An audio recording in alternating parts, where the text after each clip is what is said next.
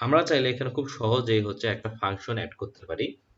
So suppose আমি এখানে যদি চাই একটা ফাংশন এড করতে, তাহলে কিভাবে করব? খুবই সহজ। আমি হচ্ছে একটা জয়েন ফাংশন, মানে কবে সে জয়েন করছে এরকম দিতে যাচ্ছি। এখানে প্যারামিটার দিব। এখানে সে হচ্ছে ডেট একসেপ্ট করবে। সো একটা ডেট টাইপ আমি দিয়ে দিলাম। তারপর এখানে রিটার্ন টাইপটা আমি ফাইনালি হচ্ছে বলে দিচ্ছি, সেটা হচ্ছে আপাতত ভয়েড। সো এইভাবে কিন্তু আমরা করতে পারি। এখানে এররটা দিচ্ছে কারণ এখানে আমি সেটা বলে দিইনি। এই ক্ষেত্রে আমাকে কিন্তু এটা বলে দিতে হবে যে কি আমার এটা কি হবে। সো আমি এখানে কমা দিয়ে এটা আমি আপাতত কমেন্ট করলাম। আমি আপাতত এটা নিয়ে কাজ করি। সো কমা দিয়ে আমি দিলাম হচ্ছে জয়েন। তারপরে হচ্ছে সিমিলার আমার হচ্ছে প্যারামিটারের নামটা আমি এগুলা দিয়ে দিলাম। খুবই সহজ। তারপর আমি এখানে চাইলে কিছু করতে পারি, যে এখানে তো আমি ডিক্লেয়ার করছিলাম। তো এখানে হচ্ছে আমি এখানে আমি চাইলে ওটা প্রিন্ট করতে পারি যে আসলে কি ও দিতে যাচ্ছে, এটা চাইলে প্রিন্ট করতে পারি।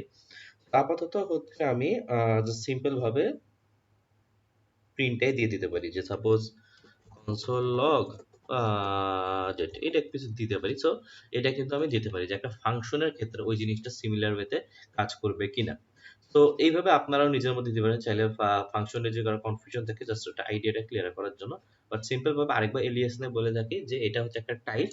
এটা হচ্ছে আমরা নিজেদের মতো করে ডিক্লেয়ার করতেছি, তাই না? এই যে নিজেদের মতো করে ডিক্লেয়ার করতেছি, আর হচ্ছে আমরা হচ্ছে পরে এটাকে ইউজ করতে পারবো। সো এটাই গেল। এখন আরেকটা খুব একটা ইন্টারেস্টিং বিষয় দেখবি, তাই না? খুবই মজার একটা বিষয় দেখবি। সেটা হচ্ছে আমি আপাতত এগুলো ঢেকে রাখি, ঢেকে যাও। এখন এগুলো সব কমেন্ট হইলো। এখন হচ্ছে আমি যদি দেখি লেট এ, তারপর হচ্ছে নাম্বার দিলাম, তাই না? নাম্বার দিলাম, তাই না? এটা হচ্ছে দিলাম। তারপর আমি এর মধ্যে কিন্তু 5 দিতে পারবো। বাট এর মধ্যে আমি কিন্তু আর হচ্ছে স্ট্রিং কিছু দিতে পারবো না। এসটি বা কিছু দিতে পারবো না। এরকম। মানে কোনো কারণে আমি যদি চাই যে এর মধ্যে, এই যে এটা যে আমি ইউজ করতেছি, সেই এর মধ্যে আমি চাচ্ছি যে একটা স্ট্রিং ও ইউজ করতে।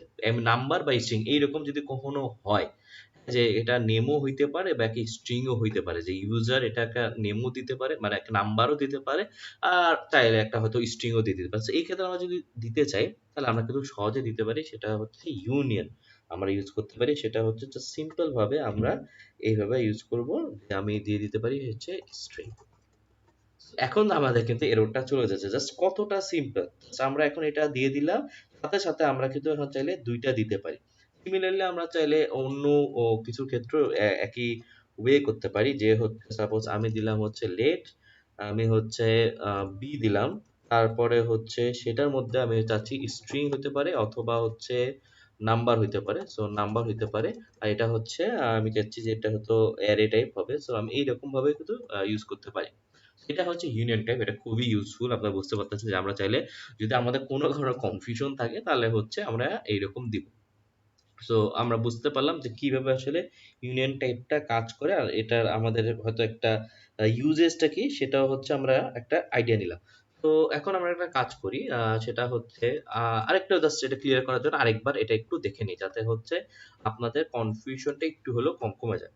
আমি এটা করতে পারি যে ফাংশন শো ভ্যালু। সো একটা কিছু আসবে শো হচ্ছে এজ, এরকম একটা আমি হচ্ছে ফাংশন ডিক্লেয়ার করতেছি। এখানে হচ্ছে আমি নিব সেটা হচ্ছে এজ, তাই না? সেটা হচ্ছে এজ আমি নিব। সো এজ দিলাম, এটা হচ্ছে নাম্বার। সো এটা নিলাম, তারপরে হচ্ছে আমি এইভাবে দিয়ে দিলাম। So fine. তো আশা করি এইটুকু আপনারা খুব সিম্পল ভাবে বুঝতে পারতেছেন। আর এটা নাম্বারও হইতে পারে আমি চাচ্ছি, অথবা হচ্ছে সাপোজ স্ট্রিং ও হইতে পারে। তখন কিভাবে কাজ করবে? তাহলে জাস্ট ওই যে আমরা যেভাবে দিতাম স্ট্রিং। ফাইন। এখন এজটা কিন্তু নাম্বারও আসতে পারে বা স্ট্রিং ও আসতে পারে। আর এখানে আপনারা চাইলে হচ্ছে রিটার্ন টাইপটাও আপনি বলতে পারেন। এটা হচ্ছে আপনার ইচ্ছা। বাট এখানে আপনি আমার ওই ইউনিয়নটা ইউজ করলাম, যে এখানে আপনি ওইভাবে ইউজ করতে পারবেন। আর এখানে হচ্ছে যদি হচ্ছে আপনি চেক করতে চান, যে সাপোজ আপনি এরকম একটা যদি ফিক্স করে দেন যে রিটার্ন হবে নাম্বার, তখন কিন্তু একটু সমস্যা হয়ে যাবে, যে এটা কিন্তু আমি নাম্বার বলে দিছি। তার মানেটা কি? তার মানে হচ্ছে আমি এখন কি রিটার্ন করব?